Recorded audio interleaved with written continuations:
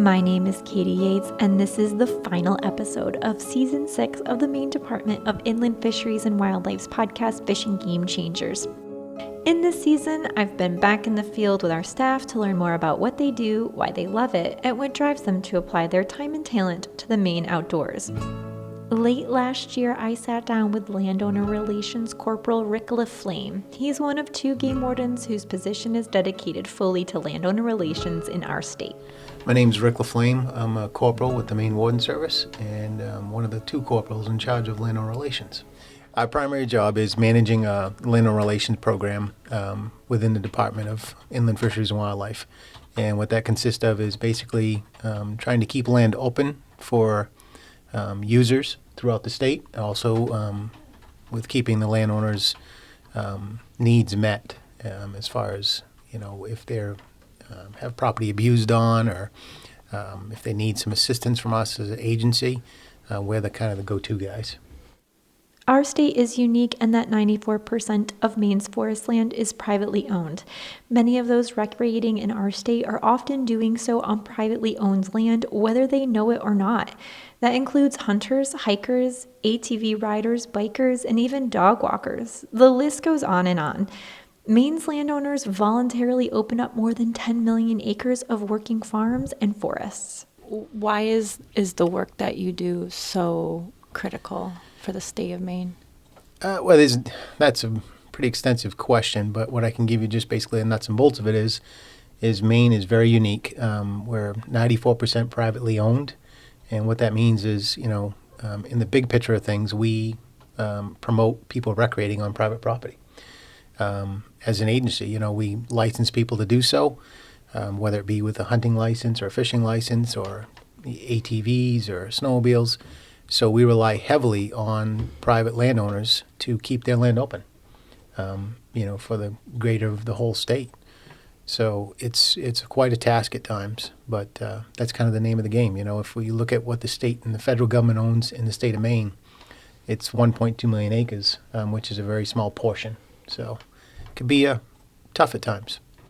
It can be tough because Rick and his counterpart Dave are often walking a tightrope, balancing and refereeing the complex demands of both landowners and land users.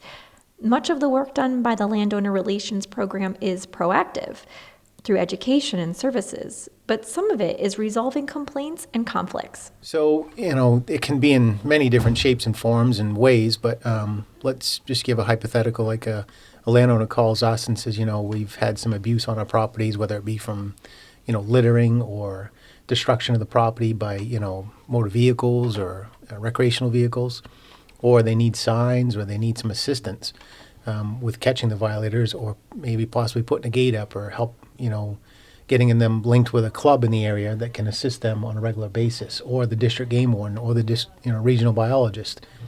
If we don't answer the call of these landowners, whatever it may be, we're going to lose it. So, like superheroes, Rick and Dave answer that call.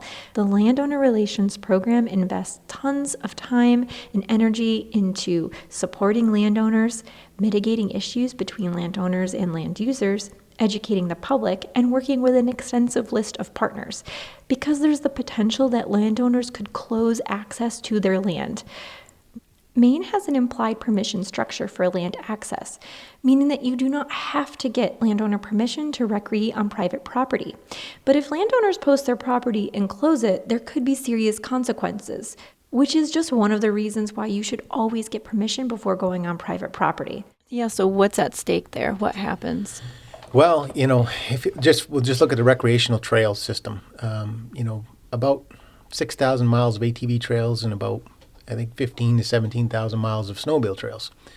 And of that, 95% of those trails are on private property. So you're talking, just in those two alone, you're talking millions and millions of dollars at stake. What comes into the state from, just from the registration all the way to the, the people that do lodging and food. And so it is, it's very, very fragile. And, it's constantly on that teetering balance that if,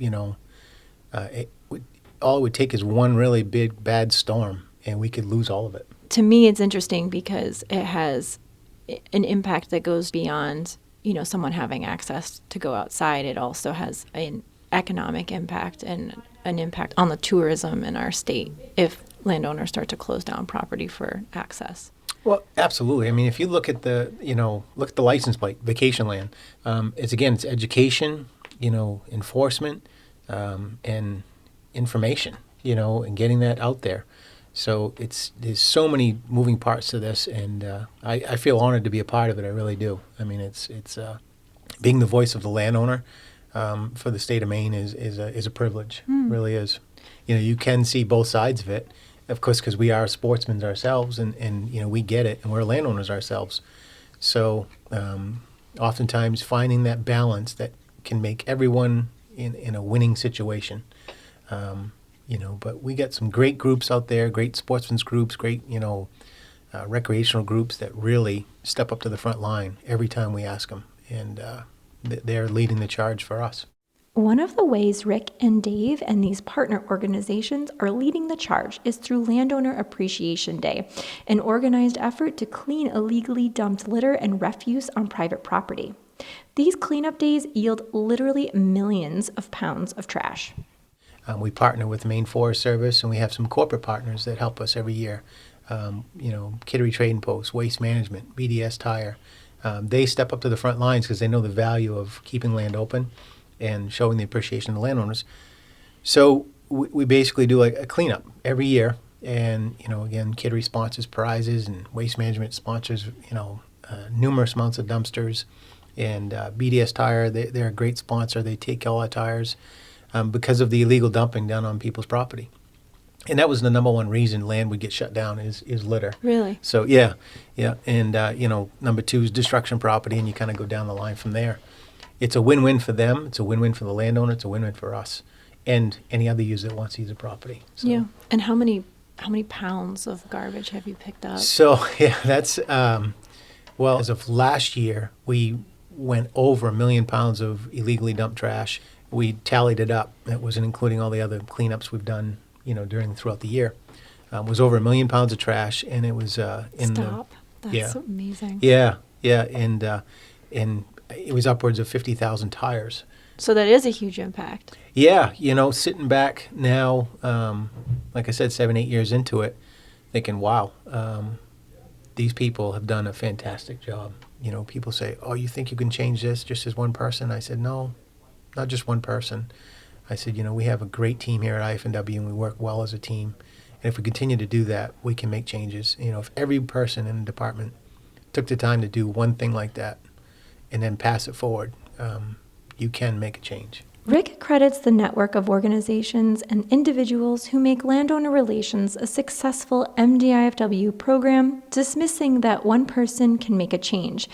But when I asked him how he got started on this path of becoming a game warden, it was one person, actually a particular interaction with a game warden, that put him on this course. What's your background? How did you end up in this position doing this work? Yeah, so, I can tell you matter of factly, you probably don't want me to get back this far, but I will. When I was 10 years old, I met my first Maine game warden, and the interaction I had with him is the reason I'm sitting here today.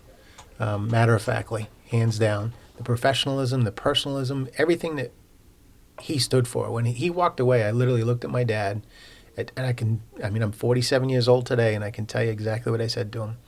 I said, Dad, I'm going to be a Maine game warden someday. And my dad looked at me and chuckled, and he laughed, and he says, "Yo, okay, son." And so fast forward, high school, college years, I go to Unity College, graduate there with 2 degrees, and I head for Alaska. Literally, I didn't even go to my graduation. Out of there. Out of there. I'm to Alaska. Worked out there with some fisheries type background, then came back to Maine. Started with the Maine Marine Patrol. Worked with them for half my career, about 13 years. Flew the plane for them. Was a pilot, a supervisor, and it was a great agency to work for, and I loved it. But I always in the back of my mind that green uniform that I met when I was 10 years old. So I was fortunate enough to switch over to the warden service for the other half of my career, and now I'm my 25th year. And so I'm on phasing out of it. end of it, I should say. I don't know what you want to call it, but I can't think of a better way to end my career, because long after Rick LaFlamme is gone, this program is going to be continuing for many generations to come.